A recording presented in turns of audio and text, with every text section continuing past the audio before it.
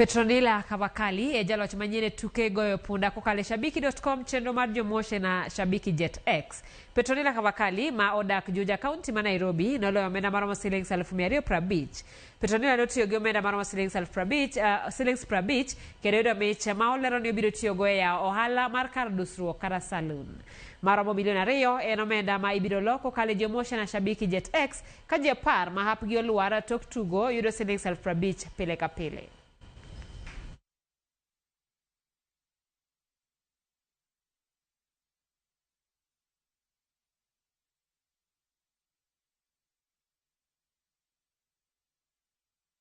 I was a student at JKUAT. I completed last year, and then I began doing academic writing. Na follow Shabiki on their social media handles. Hapo ndo niliona hiyo promotion ya Jiomoshe na JTX.